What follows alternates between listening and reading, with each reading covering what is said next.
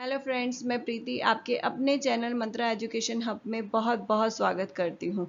आज जो हम टॉपिक पढ़ने वाले हैं वो है early sign and symptoms of autism in infants and toddler. ये टॉपिक इसलिए इम्पॉर्टेंट है क्योंकि ऑटिज्म जो है आजकल बहुत ज़्यादा बच्चों में देखने को मिल रहा है और इसकी आइडेंटिफाई करना बहुत मुश्किल हो पा रहा है। जितनी जल्दी से जल्दी आइडेंटिफाई होंगे बच्चे, उतनी जल्दी ही इनकी डिसेबिलिटी या जो इनमें प्रॉब्लम है उनको हम में इम्प्रूवमेंट ला सकते हैं। तो इसलिए बहुत ज़रूरी है अर्ली साइन और सिम्टम्स को पहचानना। तो चलिए बिना वक्त ज़ाया की आज की क्लास शुरू करते हैं और आगे बढ़ते हैं। ऑटिज्म के साइन एंड फीचर्स देखने से पहले हम ये जान लेते हैं कि ऑटिज्म है क्या। ऑटिज्म जो है एक न्यूरो डेवलपमेंट डिसऑर्डर है जिसके करेक्टरिस्टिक्स पहले 3 साल में आइडेंटिफाई इजीली हो जाते हैं। और ऑटिज्म में 3 एरिया मेनली इफेक्ट होते हैं: सोशल, कम्युनिकेशन और बिहेवियर। लेकिन इसके अलावा emotional, sensory, theory of mind जैसे एरियाज भी देखने को मिलते हैं इफेक्टेड, जिसके अंदर बच्चे करेक्टरिस्टिक्स शो होते हैं ऑटिज्म के। 1911 यानी 1911 में फर्स्ट टाइम ब्लूलर ने ऑटिज्म वर्ड को यूज़ किया था, लेकिन ये जो वर्ड था एक सिजोफ्रेनिक पेशेंट्स के लिए यूज़ किया गया था। लेकिन 1943 में उसके बाद ऑटिज्म वर्ड को जो यूज़ किया था लियो कैनर द्वारा यूज़ किया गया था। लेकिन ये जो वर्ड इस टाइम यूज़ किया गया था, ये जो टर्म यूज़ की गई थी, सोशल और इमोशनल डिसऑर्डर पेशेंट्स के लिए की गई थी। उसके बाद डेफिनेशन जो दे रखी है नेशनल ट्रस्ट की, उसके अंदर इसकी ऑटिज्म की डेफिनेशन दे रखी है। हमारे इंडिया में जो है पहले एक्ट आया था PWD एक्ट, जिसके अंदर 7 डिसेबिलिटीज थी, लेकिन उसके अंदर ऑटिज्म को ऐड नहीं किया गया था। उसके बाद ये नेशनल ट्रस्ट एक्ट आया जिसके अंदर ऑटिज्म 4 डिसेबिलिटीज ऐड और की गई, जिसके अंदर ऑटिज्म को ऐड किया गया। उसके अकॉर्डिंग, नेशनल ट्रस्ट के अकॉर्डिंग, जो डेफिनेशन के अकॉर्डिंग ऑटिज्म को एक कंडीशन बताया गया है, ऐसी कंडीशन जिसमें अनइवन स्किल्स डेवलपमेंट देखने को मिलता है। साथ ही साथ उन बच्चों में या पेशेंट में कम्युनिकेशन और सोशल एबिलिटी पर्सन्स के अंदर दिखाई देती है इफेक्टेड, कि इन बच्चे पर्सन्स के अंदर कम्युनिकेशन और सोशल एबिलिटी में इफेक्ट नजर आता है ऑटिज्म का। साथ ही बोला गया है कि इसके अलावा इन बच्चों के अंदर रिपीटेटिव और रिचुअलिस्टिक बिहेवियर देखने को मिलता है।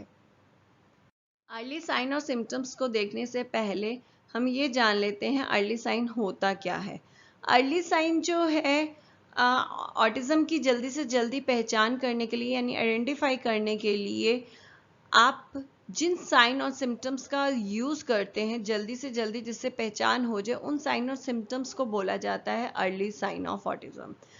ऑटिज्म बच्चे के अंदर जल्दी से जल्दी पहचान करने के लिए बहुत सारे ऐसे साइंस होते हैं जिनसे हम पहचान सकते हैं कि इसको ऑटिज्म है। ऐसा नहीं है कि हमें बहुत लंबे टाइम तक वेट करना पड़ेगा कि 1.5 साल तक मैं वेट करूं कि बच्चे में ऑटिज्म फीचर्स नज़र आएंगे तब मैं। ये जो साइन है, अगर ऑटिज्म बच्चे को है तो जल्दी से जल्दी उसमें 3 साल से पहले बच्चे को दिखाई देने शुरू हो जाते हैं। और ये जो साइन है सोशल में, लैंग्वेज में आपका दिखाई देते हैं, बिहेवियर्स में दिखाई देते हैं, बच्चे की सीटिंग, क्रॉल, वॉकिंग में दिखाई देते हैं, ये औरों से डिफरेंट होते हैं। तो ये सब चीज़ें नोटिस करके बच्चे को आइडेंटिफाई किया जा सकता है कि उसको ऑटिज्म है। तो अर्ली साइंस किसको बोला जाता है? जिसके अंदर पहचान की जाती है जिन एरियाज के अंदर, उसको बोला जाता है अर्ली साइन। सबसे पहले हम ये जान लेते हैं कि इन्फेंट्स के अंदर ऑटिज्म के किस तरीके के फीचर्स या सिम्टम्स दिखाई देते हैं। इन्फेंट्स जो होते हैं 0 to 1 ईयर को बोला जाता है और इसी पीरियड को इन्फेंसी स्टेज के नाम से भी जाना जाता है। सबसे पहला जो सिम्टम्स दिखाई देता है वो ये है कि ये बच्चे अगर ऑटिज्म है उनको, तो वो आई कांटेक्ट नहीं देते हैं। सबसे मेन पॉइंट आई कांटेक्ट का, कि जो छोटे बच्चे होते हैं सभी अपनी माँ को, ये नेचुरल चीज़ है कि जब फीड करवा रही होती है तो माँ को देखते हैं और स्माइल करते हैं। तो अगर ऑटिज्म वाले बच्चे हैं वो माँ को फीड करते हुए नहीं देखेंगे, उनको स्माइल नहीं पास करेंगे। साथ ही साथ ये बच्चे जो है अपने नाम पर भी रिस्पॉन्ड नहीं करते हैं। 6 महीने तक का बच्चा हल्का हल्का रिस्पॉन्ड करना शुरू कर देता है, लेकिन ये बच्चे जो हैं आपको लगेगा कि इग्नोर मार रहे हैं या उन्हें सुनाई नहीं देता। आपको ये इस तरीके के फीलिंग आनी शुरू हो जाएगी, लेकिन ऐसा नहीं है। उन्हें सुनाई पूरी तरीके से दे रहा होता है, लेकिन वो रिस्पॉन्ड नहीं करते हैं उसको।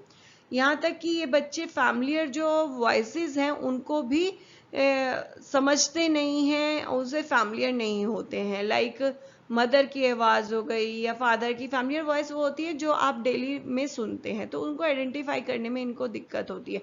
इवन कि मदर की आवाज़ को भी वो आइडेंटिफाई नहीं कर पाते हैं, तो फिर अदर जो फैमिली मेंबर है उनको तो मुश्किल ही है, भूल ही जाइए कि वो करे। जब माँ की नहीं पहचान पाता है तो अदर फैमिली मेंबर की कहाँ पहचानेगा। नेक्स्ट जो है ये जो बच्चे हैं, आप किसी ऑब्जेक्ट को पॉइंट आउट करो तो वो ये चीज़ नहीं समझेंगे आप किसके बारे में बात कर रहे हैं, क्योंकि हम बहुत सारी चीज़ें हैं छोटे बच्चों के साथ पॉइंट आउट करके बात करते हैं। लाइक ये टॉय ले आओ, पॉइंट आउट किया तो ये वाला टॉय ले आओ, हम पूरे सेंटेंस रिपीट नहीं करते। या आप अपनी मदर के पास जाओ, मदर कहाँ है उसको इशारा करते हुए। तो ये ऐसे इस तरीके के जो पॉइंट आउट है वो बच्चे नहीं समझते हैं। यहाँ तक कि बच्चों को पॉइंट आउट करने में भी दिक्कत होती है। ये बच्चे जो है कम्युनिकेशन करने में उन्हें प्रॉब्लम होती है, क्योंकि कम्युनिकेट करने के लिए लैंग्वेज अभी तक डेवलप नहीं होती है। तो ये छोटी एज में जो इन्फेंट्स होते हैं पॉइंट आउट करके ही बात करते हैं। लाइक कोई भी इशारा किया, मदर के पास जाना है, विद आपने दोनों साइड से आपने वो किया, इशारा किया हक करने के लिए। या फिर आप जो छोटे बच्चे क्या होते हैं, किसी चीज को लेना होता है, बोल तो सकते नहीं है, तो उसकी तरफ पॉइंट आउट करते हैं। तो इस तरीके के जो पॉइंट आउट है वो बच्चे नहीं कर सकते हैं। यहाँ तक कि गुड बाय करने में उनको दिक्कत होती है, या कम्युनिकेट करते हुए उसको गेस्चर यूज करने में भी खुद को प्रॉब्लम होती है। ये बच्चे जहाँ पे शोर आ रहा है, नॉइज हो रही है, वहां पे भी अटेंशन नहीं देते हैं। उनका जो छोटे बच्चे हैं, आपने कभी गौर किया होगा, जहाँ पे शोर आ रहा होगा उस साइड पे भागेंगे। लेकिन ये बच्चे जो हैं अटेंशन तक नहीं देंगे अगर बहुत ज़्यादा कहीं पे शोर आ रहा है। और साथ ही साथ ये जो बच्चे हैं सफ़र करते हैं जब आप उन्हें हक करेंगे। या तो ये बच्चे सुकुड़ जाते हैं, अपने आप को सुकोड़ लेते हैं, क्योंकि उनको हग या जब आप उठाते हैं अच्छा नहीं लगता है, या फिर अपने आप को छुड़ाने की कोशिश करते हैं। इसके साथ साथ इन बच्चों के अंदर इमिटेशन की प्रॉब्लम होती है। जो छोटे बच्चे होते हैं इमिटेशन लर्निंग बहुत करते हैं। हम बहुत सारी चीज़ें इमिटेशन के द्वारा ही सिखाते हैं। लाइक हम बाय करते हैं तो बच्चा भी उसे रिपीट करने के लिए कहते हैं बाय करो, नमस्ते कर रहे हैं तो नमस्ते करो। तो इस तरीके की छोटी छोटी जो एक्टिविटीज़ हैं बच्चों को रिपीट करने के लिए बोला जाता है। और कई बार हम फेशियल एक्सप्रेशन भी रिपीट करते हैं। लाइक अजीब अजीब से मुंह बनाते हैं हम ताकि बच्चा उसको करे। स्माइल करते हैं तो बच्चा भी स्माइल करता है। तो रोने का या मुंह बनाने की हम एक्टिंग करते हैं तो बच्चा भी करता है। तो इस तरीके के जो फेशियल एक्सप्रेशन या मूवमेंट्स है, जो ऑटिज्म बच्चे हैं वो उसे रिपीट नहीं करेंगे, लेकिन एक अगर नॉर्मल बच्चा है तो उसे रिपीट करने की वो कोशिश करेगा। इसके अलावा ये जो बच्चे होते हैं अदर बच्चों के साथ खेलना पसंद नहीं करते हैं, ग्रुप में नहीं खेलते हैं, अकेले अपना खेलना पसंद करेंगे, अपने टॉयज को किसी के साथ शेयर करना पसंद नहीं करते हैं, उसमें उनको इंजॉयमेंट नहीं मिलता है। साथ ही ये जो बच्चे होते हैं नोटिस नहीं करते हैं कौन हमारी केयर कर रहा है, या जब आपको बुरा लग रहा है तो उसको भी नहीं उनको पता लगता, नोटिस उस चीज़ का नहीं करते हैं। और कंफर्टेबल इनको नहीं लगता है जब आसपास बहुत सारे लोग होते हैं। तो ये चीज़ जो है इन्फेंसी में शुरू में 0 to 1 ईयर में ये कैरेक्टरिस्टिक्स जो है ऑटिज्म के अंदर नज़र आ जाते हैं। अब देखते हैं कि टोडलर्स के अंदर किस तरीके के साइन और सिम्टम दिखाई देते हैं ऑटिज्म के। टोडलर जो एज होती है आपकी इन्फेंसी के बाद, यानी 1 साल से 3 साल के बच्चों को टोडलर बोला जाता है। इसके अंदर जो इन्फेंसी में दिखाई देते हैं कैरेक्टरिस्टिक्स वो तो देते ही देते हैं, साथ में और नए कैरेक्टरिस्टिक्स दिखाई देते हैं। लाइक हमने ये पहले भी पढ़ा है कि बच्चे जो हैं ऑटिज्म बच्चे अपने नाम पर रिस्पॉन्ड नहीं करते और आपको ऐसे लगेगा जैसे वो डफ है, सुनता ही नहीं है, उसे सुनाई नहीं देता है। ये भी हमने पहले पढ़ा है कि जो बच्चे हैं पॉइंटेड करने में किसी भी ऑब्जेक्ट को दिक्कत होती है, अपनी इंटरेस्ट की एक्टिविटी को भी वो पॉइंट आउट नहीं कर सकते हैं। ये नया है कि जो बच्चे हैं प्रिटेंड प्ले खेलने में उनको दिक्कत होती है। सबसे पहली चीज़ ये इसमें क्यों है, क्योंकि जो प्रिटेंड प्ले की डेवलप होने की एज ही 18 ईयर आपकी 18 मंथ से स्टार्ट होती है, नियर 18। किसी में जल्दी हो जाती है थोड़ी बहुत, किसी में थोड़ा लेट होती है, लेकिन नियर 18 ईयर के आसपास वो होती है आपकी, डेवलप होती है। लेकिन जो ये बच्चे हैं उनकी डेवलप नहीं हो पाती है, उनकी इस एज के अंदर टोडलर में भी नहीं हो पाती है। और प्रिटेंड प्ले होता क्या है? प्रिटेंड प्ले किसी चीज़ को प्रिटेंड करके खेलना। जो इस एज के टोडलर के अंदर जो आप देखेंगे प्रिटेंड प्ले, नकली फ़ोन को असली बना के खेलना, उसके बिल्कुल इस तरीके से बात करना जैसे असली है कि पीछे से भी आवाज़ें आ रही हैं। तो ये इस तरीके के जो गेम होते हैं प्रिटेंड प्ले होते हैं। और ऑटिज्म वाले बच्चे जो है प्रिटेंड प्ले इस एज में नहीं खेल पाते हैं, टोडलर में नहीं खेल पाते हैं। आई कांटेक्ट को अवॉइड करते हैं। जब भी आप उनको बात करोगे या वो करेंगे, वो नीचे झुक के ही जवाब देंगे, आपके फेस की तरफ देखकर बात नहीं करेंगे। अकेले रहना पसंद करेंगे। दूसरों की फीलिंग्स को समझने में उनको डिफ़िकल्टी होगी, अपनी फीलिंग्स को बताने में किसी और पर्सन को डिफ़िकल्टी होगी। जो उनकी स्पीच है, उनकी लैंग्वेज है, बहुत डीले हो जाती है, डीले डेवलप होती है या कभी होती ही नहीं है। होती का मतलब ये है कि बच्चे बोलना ही पसंद नहीं करते, स्पीच होने के बाद भी बच्चे चुप रहते हैं, तो इस वजह से उनकी लैंग्वेज डेवलप भी नहीं हो पाती है। और इस एज के अंदर, क्योंकि ये इस एज में बच्चे जो हैं वर्ड्स बोलना शुरू कर देते हैं, इसलिए रिपीटेशन भी इस एज में दिखाई देने लग जाती है कि एक ही वर्ड को बहुत बार रिपीट करते हैं। पहले इन्फेंसी स्टेज में बच्चा को बोलना ही नहीं आता है, तो इसलिए वो इकोलेलिया जो है नहीं दिखाई देता, लेकिन इस एज के अंदर इकोलेलिया दिखाई देने लग जाता है। इकोलेलिया होता है किसी भी वर्ड, सेंटेंसेस या फेसेस को, एक चीज़ को बार बार दोहराते रहना, तो वो चीज़ बच्चे में दिखाई देने लग जाती है। यहाँ तक जो ये बच्चे हैं अनरिलेटेड जो है क्वेश्चंस पूछते हैं, उसके अनरिलेटेड आंसर देते हैं, give unrelated answer two questions. तो ये सिम्टम्स उसके अंदर दिखाई देते हैं। इस एज के अंदर सेंसरी इश्यूज भी बच्चे के अंदर दिखाई देने लग जाते हैं, या तो सेंसरी इश्यूज ओवर होते हैं या अंडर में दिखाई। एग्जाम्पल, एक बच्चा ऐसा भी हो सकता है कि उसे साउंड जो है इतनी अच्छी लगती हैं कि वो सारा दिन स्पीकर को कान पे लगा के बैठता है तो भी उसे कोई फर्क नहीं पड़ता है। या फिर ऐसे भी सिम्टम्स नज़र आ सकते हैं कि उन्हें आपके हाथ से अगर कोई चीज़ गिर जाती है तो भी वो बर्दाश्त नहीं होती, वो हाइपर हो जाते हैं कि ऐसा क्यों हुआ है। तो इस तरीके के सिम्टम्स दिखाई देने लग जाते हैं। लेकिन हाँ, ये सिर्फ साउंड के साथ ही नहीं, हर सेंसेस में दिखाई देते हैं, चाहे वो स्मेल है, टेस्ट है, फील है या दिखाई देना है, विजुअल है। तो हर सेंसेस के अंदर बच्चों के अंदर इश्यूज दिखाई देना शुरू हो जाते हैं इस एज में। यहाँ तक कि बच्चों की जो सोशल स्किल है वो पुअर होती हैं।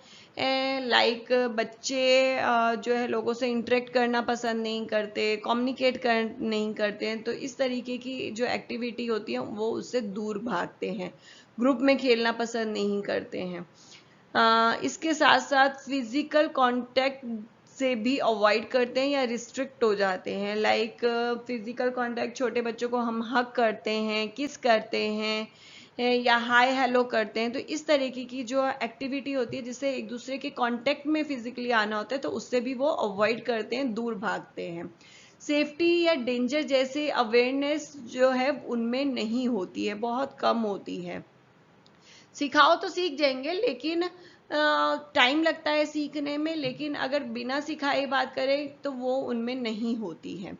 और वैसे अगर बात की जाए तो नॉर्मली इस एज में बच्चों में डेवलप हो जाती है कि गर्म चीज़ है यहाँ हमें नहीं करना है, गर्म चीज़ है, आपको कि मिल्क हॉट है तो बच्चा हाथ उस चीज़ को नहीं लगाता है, उसे समझ में आ जाता है कि हॉट है, उसे हाथ नहीं लगाना है, लेकिन ये बच्चों को समझ में नहीं आता है। ये बच्चे जो हैं हम तुम या वो जैसे वर्ड्स को यूज़ हम जो करते हैं अधिकतर नहीं समझते हैं। इंग्लिश में बात करी जाए तो आई, ही, शी, यू, दे जैसे वर्ड्स को नहीं यूज करते, ना यूज करते ना उन्हें समझ में आता है। इसके अलावा और बहुत सारे सिम्टम्स जो है इस एज में दिखाई देने शुरू हो जाते हैं, लाइक अनयूजुअल इंटरेस्ट या लगाव हो जाता है किसी भी अनयूजुअल चीज से, ऑब्जेक्ट से।